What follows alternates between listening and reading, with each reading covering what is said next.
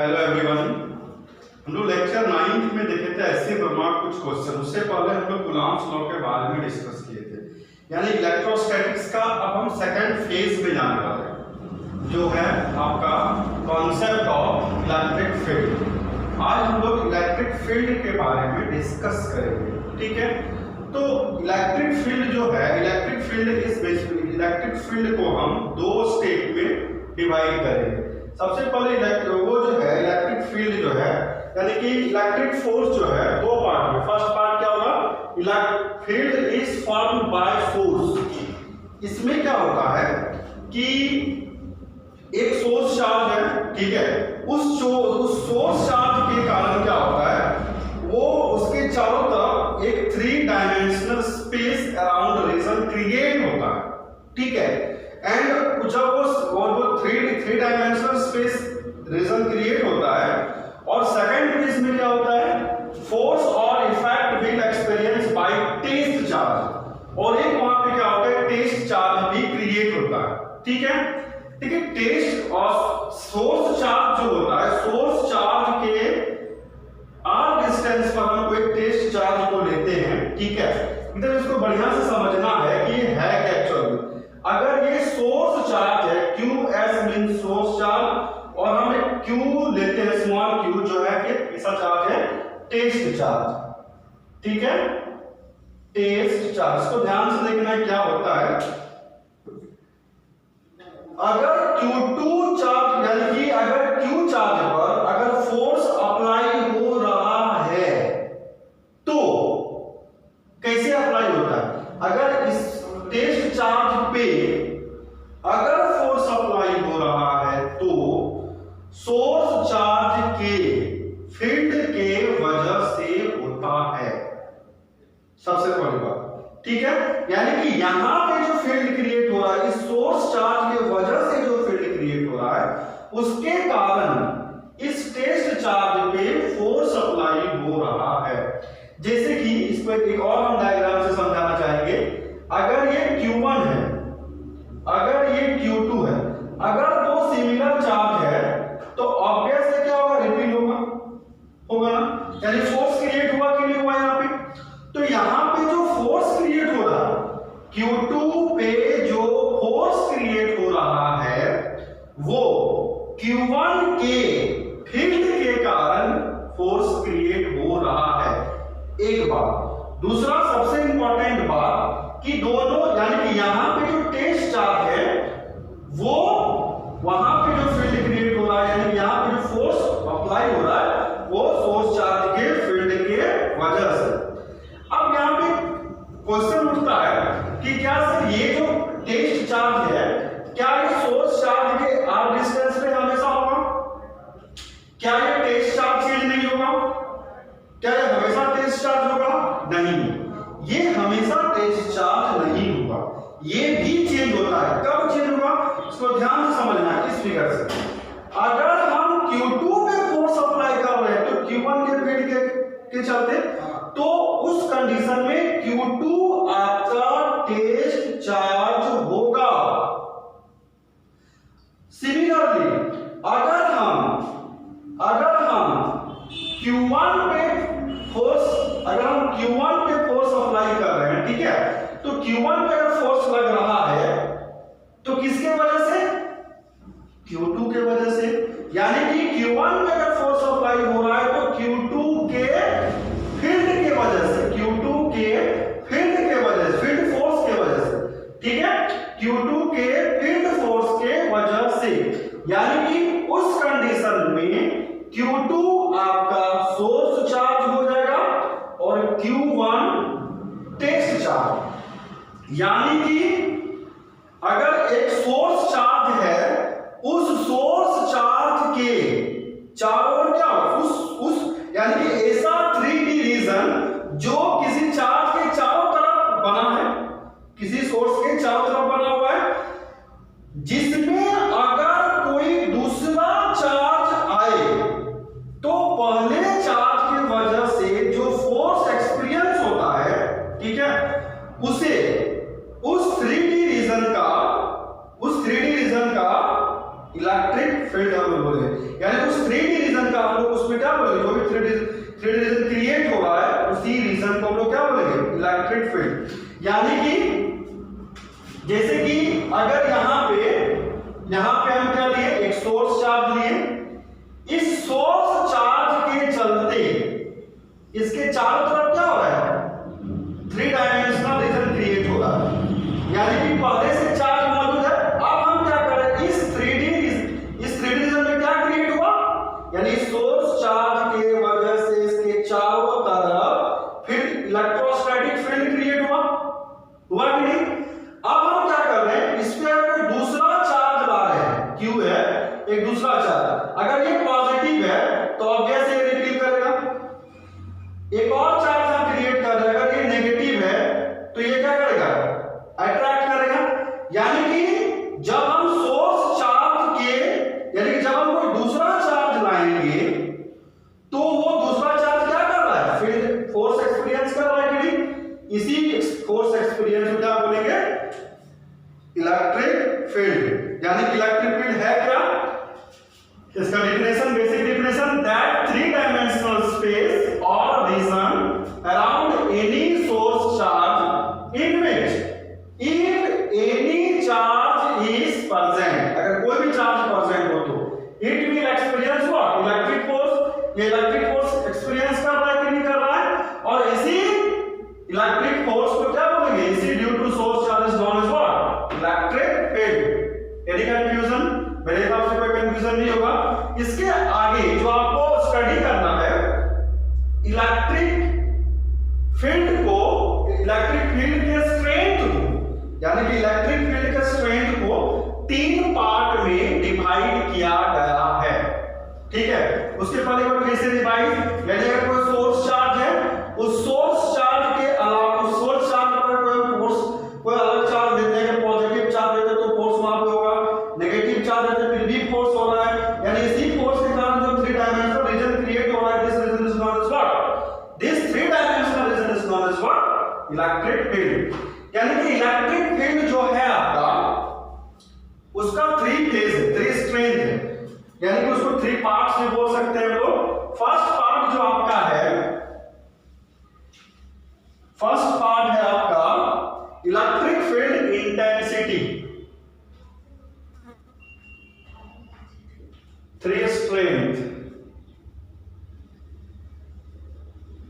First 3 strength में first क्या है, by using electric field intensity। Electric field intensity को हम लोग रिप्रेजेंट करते हैं वेक्टर E से, और ये वेक्टर क्वांटिटी है, vector quantity. Number second, by using electric potential। Electric potential जो है, इसको हम लोग रिप्रेजेंट करते हैं कैपिटल B से, और ये स्केलर क्वांटिटी है। Number third, by using electric field line। Electric field line को हम लोग जो एक्सप्लेन करेंगे वो graphical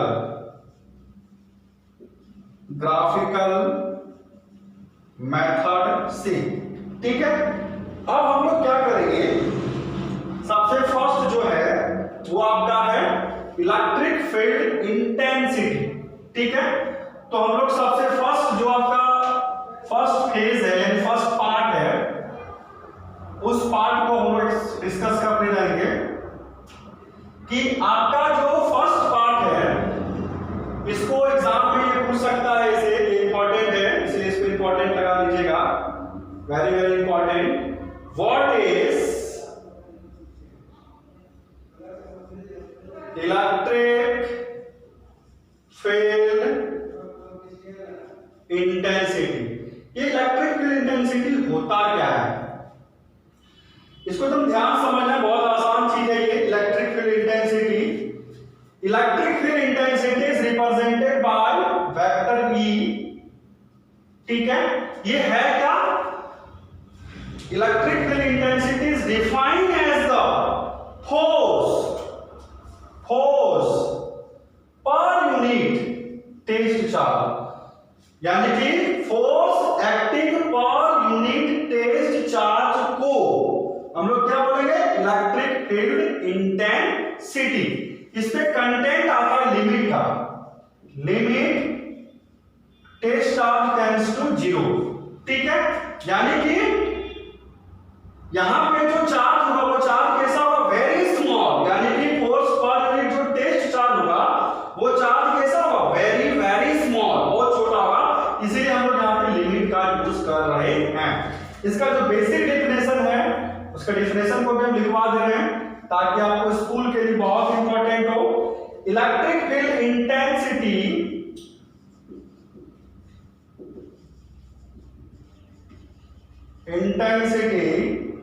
at any point due to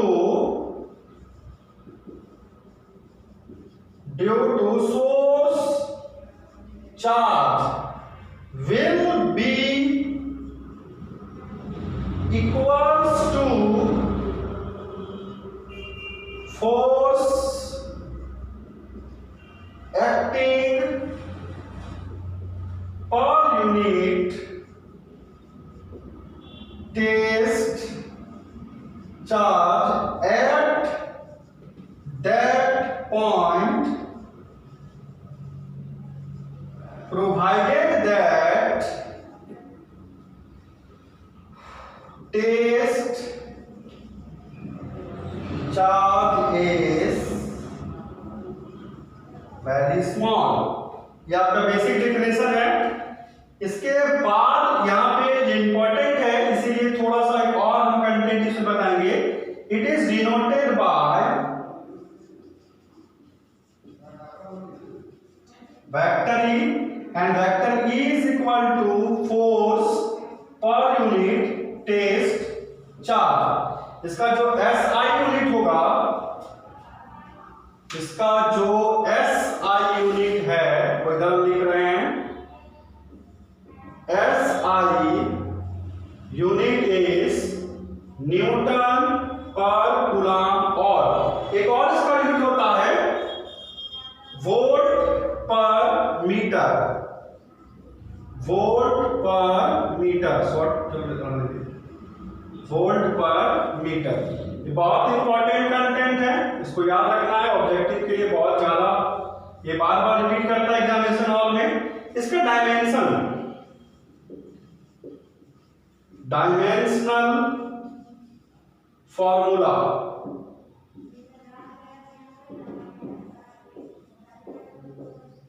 आप इसको अपने से भी निकाल सकते हैं। फोर्स का डायमेंशन क्या होगा, तो निकाल के दिखा देते हैं। Vector E is equal to force by test charge, यानी फोर्स का डायमेंशन m/10⁻⁻², और चार्ज का 80। सॉल्व करेंगे जब इसको हम लोग तो क्या हो जाएगा? m/10⁻² into a⁻1 t⁻1, और t का बेस इक्वल है, इसीलिए यहाँ पे क्या होगा? ml t⁻3 a⁻1।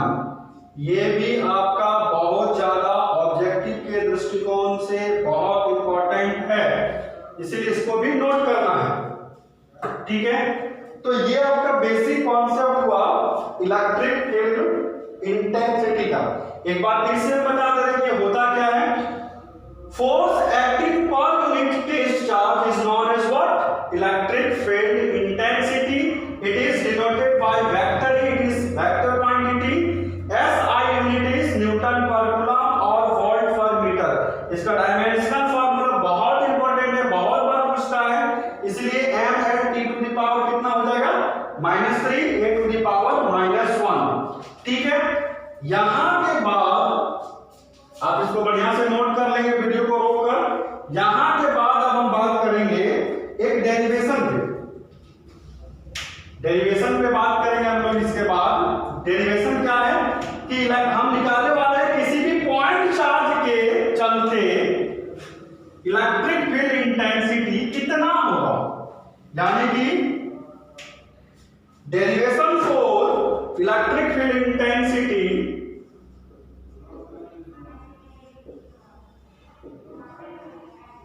derivation for electric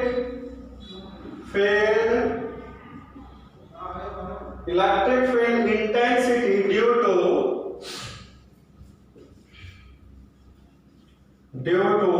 point charge, यानी कि एक सोर्स चार्ज है, सोर्स चार्ज से r डिस्टेंस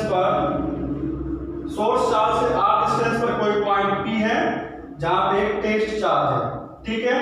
ये कैसा चार्ज है, टेस्ट चार्ज। अभी हम आपको बताएं कि टेस्ट चार्ज क्या होता है। तो टेस्ट चार्ज जो क्रिएट होता है वो सोर्स चार्ज की वजह से, और ये फिक्स नहीं है कि यहीं पे यही सिर्फ टेस्ट होगा। अगर हम इसको रिप्लेस करके अगर यहाँ पे फोर्स अप्लाई यहाँ पे हो रहा है तो किसके वजह से होगा, तो Q2 चार्ज अभी तो हम बताएं, तो ये भी टेस्ट चार्ज हो सकता है। अभी कम अगर आपको दिक्कत हो रहा है तो फिर से वीडियो को पीछे ले जाकर उसको बढ़िया से देख लें कि कैसे क्रिएट होता है, ठीक है। अभी हम क्या निकालने जा रहे हैं कि इस पॉइंट पे अब डेरिवेशन करने जा रहे हैं हम कि electric field intensity due two point charge, इस पॉइंट चार्ज पे इलेक्ट्रिक फील्ड इंटेंसिटी कितना होगा।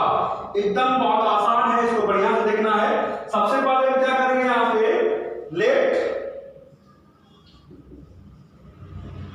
very small test charge Q naught is placed at that point P। हम क्या कर रहे हैं, बहुत ही छोटा चार्ज को P पॉइंट पे प्लेस कर दी सबसे पहले। अब हम क्या करेंगे, यहाँ पे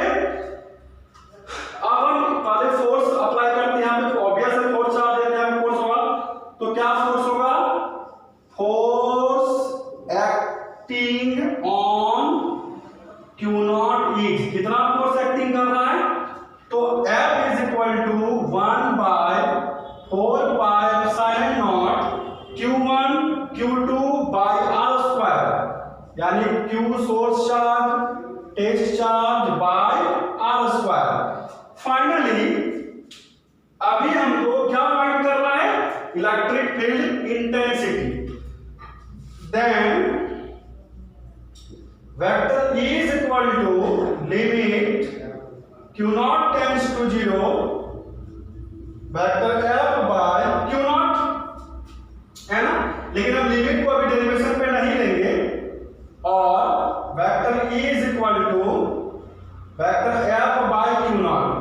अभी यहां पे देखिए वेक्टर F का वैल्यू पता है कितना है, तो 1 bye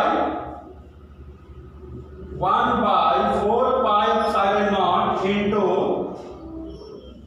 Q source charge test charge by क्या हो जाएगा, R स्क्वायर, ठीक है। यानी कि थोड़ा सा इसको ना चेंज करके लिखते हैं, ज्यादा समझ में आएगा। 1 by 4 pi epsilon naught Q1 Q2 का R square to the whole क्या हो जाएगा, टेस्ट चार्ज। नॉमिनेटर डिनोमिनेटर में test charge cancel out, then finally क्या बचा, 1 by 4 pi epsilon naught QS by R square. यानी कि जब हम P पॉइंट पे कोई टेस्ट चार्ज को प्लेस किए तो इलेक्ट्रिक फील्ड इंटेंसिटी मेरा क्या आया, 1 by 4 pi epsilon naught Q by R square. Q कैसा होगा, सोर्स चार्ज, ठीक है। और इसको शॉर्ट में हम लोग 1 बाय 4 पाई एप्सिलॉन नॉट को हम लोग K लेट कर सकते हैं, तो सबसे आसान याद करने में होगा KQ by R square. Q कैसा होगा, तो सोर्स चार्ज होगा, ठीक है। ये आपका किसी भी पॉइंट इलेक्ट्रिक फील्ड इंटेंसिटी कितना होता है, तो 1/4πε0 Q/r², where Q is source charge, इसको शॉर्ट में लिखने के लिए KQ/r²। ठीक है, इसी कंटेंट को हम लोग आगे बढ़ाएंगे। ठीक है, उस वहां पे हम लोग देखेंगे कि इलेक्ट्रिक फील्ड इंटेंसिटी के डायरेक्शंस के बारे में। ठीक है, तो इसके बाद आपका जो टॉपिक है इसको बढ़िया से नोट कर लीजिएगा, वीडियो को रोककर, और अच्छे से नोट्स बनाइएगा, क्योंकि अगर आप नोट्स नहीं बनाते हैं तो बड़ा दिक्कत होगा। अचानक एक ही बात बहुत ज्यादा लिखना पड़ेगा, इसीलिए धीरे धीरे कंटिन्यू उसको आप नोट्स बनाते जाएं। नोट्स बनाने से आपको बेनिफिट होगा। ठीक है, अब हम लोग क्या करने वाले हैं, आपका इसके बाद का जो टॉपिक है वो टॉपिक है, एक एग्जांपल ले लेते हैं, थोड़ा सा एग्जांपल ले लेते हैं, क्लियर होगा। एक न्यूमेरिकल लेके चलते हैं हम लोग। यहाँ पे न्यूमेरिकल ऐसा है कि एक सोर्स चार्ज है जो 6 माइक्रोकूलम है, आर डिस्टेंस पर, यानी कि 4 मीटर पर कोई पॉइंट P है। इस पॉइंट P पे इलेक्ट्रिक फील्ड इंटेंसिटी कितना होगा, यानी कि सोर्स चार्ज से 4 मीटर के डिस्टेंस पर कोई पॉइंट P है, तो इस पॉइंट P पे इंटेंसिटी कितना होगा। तो अभी तुरंत बताएं कि किसी भी पॉइंट पर इंटेंसिटी निकालने का फॉर्मूला क्या होता है, E = KQ/r²। K का वैल्यू कितना होता है, 9 × 10⁻⁹ इंटू Q कितना है, 6 माइक्रोकूलम, चेंज कर देंगे कूलम में, और r² यानी कि 4 का स्क्वायर, सॉल्व करेंगे तो कितना आ जाएगा आपका 954/16 इंटू 10⁻³ न्यूटन पर कूलम। ये P पॉइंट पे इलेक्ट्रिक फील्ड इंटेंसिटी का वैल्यू आएगा। ठीक है, इसी टाइप से लोग न्यूमेरिकल्स और आगे देखेंगे, थोड़ा थ्योरी को आगे बढ़ाते हैं थोड़ा स्पीडली। अब हम लोग क्या करेंगे, इसी कंटेंट के आगे कुछ इंपॉर्टेंट पॉइंट है, सम इंपॉर्टेंट पॉइंट्स। क्या पॉइंट अभी हम लोग पढ़े कि किसी भी पॉइंट चार्ज के चलते, for any point charge, for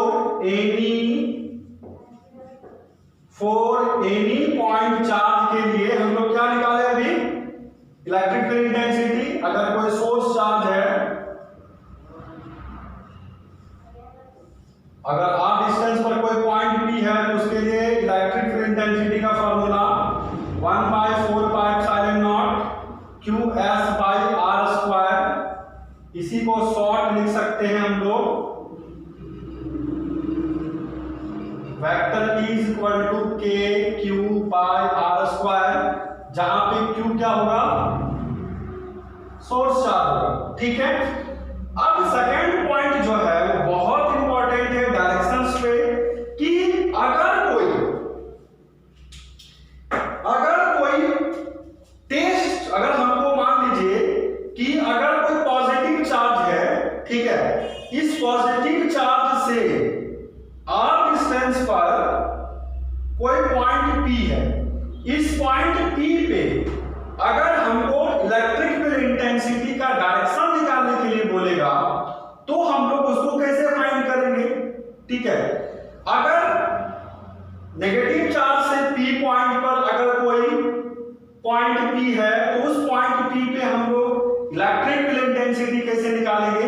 यानी फाइनली अब जो नेक्स्ट कंटेंट हम लोग पढ़ने जा रहे हैं वो किसी पॉइंट, यानी कि किसी भी चार्ज से, एनी चार्ज से r डिस्टेंस पर अगर कोई पॉइंट P हो, तो उस पॉइंट पे हम लोग कैसे इलेक्ट्रिक फील्ड इंटेंसिटी के डायरेक्शंस को फाइंड करेंगे, उसको देखने जा रहे हैं। तो बढ़िया से बहुत इंपॉर्टेंट कंटेंट है। कंटेंट इस तरह से है कि number A, for positive charge अगर हो तो इलेक्ट्रिक फील्ड इंटेंसिटी जो होगा इज रेडियली आउटवर्ड। कैसा होगा? Radially outward. ये रेडियली आउटवर्ड क्या है तुरंत समझ में आएगा, थोड़ा सा पेशेंस। अगर फॉर नेगेटिव चार्ज हो, फॉर नेगेटिव चार्ज हो तो vector E is radially inward होगा। ठीक है, ये क्या आउटवर्ड क्या है, इनवर्ड क्या है, इसको तुरंत यहां पे बता रहे हैं। देखिए ध्यान से, हम एक एक्स एक्सिस और एक वाई एक्सिस ले रहे हैं। ठीक है, x minus x, y minus y. ठीक है, अगर यहां पे कोई प्लस चार्ज क्यू है, P1 पॉइंट पे निकालने के लिए बोल दे, P2 पॉइंट पे निकालने के लिए बोल दे, P3 पॉइंट पे इलेक्ट्रिक फील्ड इंटेंसिटी निकालने के लिए बोल दे, तो कैसे निकालेंगे हम लोग? क्या इसका मेथड है? तो इसको एकदम ध्यान से देखना है। अभी जो हम आपको लिखवाएं, क्या लिखवाएं कि अगर कोई पॉजिटिव चार्ज होगा तो इंटेंसिटी का जो डायरेक्शन होगा, इंटेंसिटी का जो डायरेक्शन होगा वो रेडियली आउटवर्ड। अब आउटवर्ड क्या है? ये हो गया आउटवर्ड, और ये क्या हो गया मेरे तरफ, मेरे तरफ अगर कोई डायरेक्शन आ रहा है, कोई रे अगर मान लीजिए मार्कर है, मार्कर मेरे तरफ आ रहा है इनवर्ड, अगर हमसे दूर जा रहा है तो आउटवर्ड। यानी कि अगर हम कोई पॉजिटिव चार्ज है, क्या है पॉजिटिव चार्ज, और हमसे मार्कर के पास कोई पॉइंट P है, तो वहां पे अगर हमको इंटेंसिटी निकालने के लिए बोले तो आउटवर्ड होगा, यानी बाहर की ओर होगा। ठीक है, यानी कि यहां पे इलेक्ट्रिक फील्ड इंटेंसिटी कैसा हो जाएगा? आउटवर्ड। P2 पॉइंट पे भी सेम, जो पॉजिटिव है तो आउटवर्ड। यहां से पहले इसको मीट करवा दीजिए। P3 पॉइंट पे भी क्या होगा? आउटवर्ड। ठीक है, अब नक्शा बिल्कुल चेंज। इसको बढ़िया से आप लोग लिख लीजिएगा, मिटा रहे हैं। अब एकदम इसको ध्यान से समझना है कि सेम फिगर है, और अगर यहां पे कोई नेगेटिव चार्ज है और P1 point, P2 point, P3 point पे क्या निकालने के लिए बोलते हैं? फाइंड द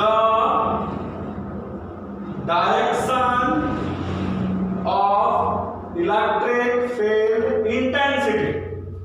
तो कैसे निकालेंगे? जब नेगेटिव चार्ज हो तो वेक्टर क्या होगा? Electric field intensity is radially inward, यानी कि अंदर की ओर। तो इस पॉइंट पे हम बात करेंगे क्या होता है? Radially inward. रेडियली इनवर्ड, पहले इसको मीट करवाएंगे, फिर रेडियली क्या हो जाएगा? इनवर्ड। यानी इलेक्ट्रिक फील्ड इंटेंसिटी का डायरेक्शन जब नेगेटिव चार्ज हो, कैसा चार्ज हो? अगर नेगेटिव चार्ज हो तो रेडियली इनवर्ड, अगर पॉजिटिव चार्ज हो तो रेडियली आउटवर्ड। ये बहुत बेसिक कॉन्सेप्ट है, इसको इलेक्ट्रिक फील्ड इंटेंसिटी का बेस कहा जाता है। ये पूरा फील्ड फोर्स का बेस चल रहा है आपके पास, इसको बढ़िया से नोट करना है। कहीं पे कोई भी अगर डाउट हो तो आप हमें निसंकोच पूछिए। ठीक है, यानी कि पॉजिटिव चार्ज हो तो रेडियली आउटवर्ड, नेगेटिव चार्ज हो तो रेडियली इनवर्ड। अब आपका जो अगला टॉपिक है, इलेक्ट्रिक फील्ड इंटेंसिटी अगर आउटवर्ड और इनवर्ड हो रहा है तो हम एक स्पेस को लेट कर, ध्यान से देखिए क्या करने जा रहे हैं।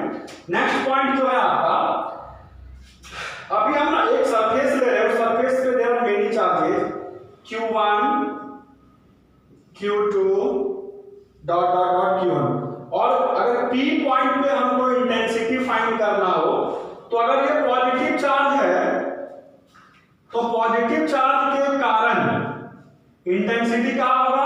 आउटवर्ड। फिर से यहां पॉजिटिव चार्ज जैसे कारण क्या हो जाएगा? आउटवर्ड। और Qn अगर यहां पे तो क्या होगा? ये आउटवर्ड। यानी कहीं ना कहीं ये इलेक्ट्रिक फील्ड इंटेंसिटी जो है ये क्या कर रहा है? Part number, it follow principle of superposition, यानी इलेक्ट्रिक फील्ड इंटेंसिटी जो है वो प्रिंसिपल ऑफ सुपरपोजिशन को फॉलो करता है। और प्रिंसिपल ऑफ सुपरपोजिशन क्या है कि net electric field intensity is equals to the sum of all individual electric field intensity. यानी कि अगर हम इनेट एट पॉइंट P पे निकालेंगे तो net intensity is equals to E1 plus E2 plus dot dot dot कहां तक जाएगा ये En तक जाएगा। ठीक है, तो ये हुआ आपका आज का पूरा बेसिक यानी कि फील्ड फोर्स का बेस। इसके आगे जो आपका जो लेक्चर है वो हम इलेक्ट्रिक फील्ड इंटेंसिटी के बेस्ड पर कुछ अच्छे अच्छे न्यूमेरिकल्स को सॉल्व करेंगे। ठीक है, तो आज के लिए इतना ही। आप इसको अच्छे से देखें, अगर कोई दिक्कत होता हो तो आप हमें कमेंट्स करें या स्क्रीन पे व्हाट्सएप नंबर चल रहा है उस पर आप हमें कॉल भी कर सकते हैं या हमें आप कॉल करें, बेहिचक कॉल करके पूछ सकते हैं। और अगर आपको 12th का नोट्स चाहिए क्योंकि अभी सारा कोचिंग्स बंद है, अगर आपको नोट्स भी चाहिए तो आप हमें व्हाट्सएप के माध्यम से नोट्स भी ले सकते हैं। ठीक है, आज के लिए इतना ही। Thank you.